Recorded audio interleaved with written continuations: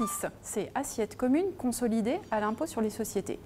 Pour le volet assiette commune d'abord, il s'agit de déterminer non plus selon 28 systèmes, enfin bientôt 27 systèmes fiscaux différents, le bénéfice imposable, mais selon un seul mode de calcul harmonisé au niveau européen.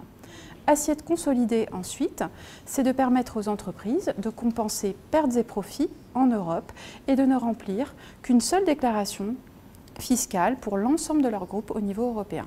Si le résultat consolidé est positif, il est ensuite réparti entre membres du groupe selon une clé de répartition composée de 3 facteurs qui sont chacun pondérés d'un tiers. Il s'agit de la main-d'œuvre, du chiffre d'affaires et des immobilisations corporelles.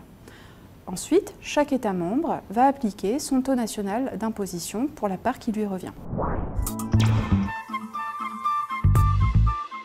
S'agissant spécifiquement de la France, quelles seraient les implications au niveau purement français? On le sait, aujourd'hui, on a un système fiscal avec une assiette relativement étroite au niveau de l'impôt sur les sociétés et un taux qui a jusqu'ici été relativement élevé.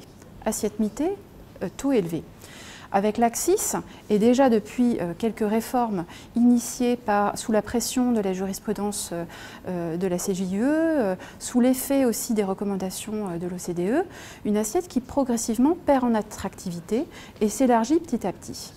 Parallèlement, c'est d'ailleurs l'une des annonces dans le PLF 2018, le taux d'impôt sur les sociétés devrait progressivement baisser pour converger vers la moyenne européenne et atteindre d'ici 2022 le taux de 25%. Quelles implications pour la France? On peut se demander si déjà cette baisse de taux est suffisante pour compenser l'élargissement de l'assiette. Première question, est-ce qu'on va assez loin pour conserver une certaine attractivité en faveur des entreprises françaises?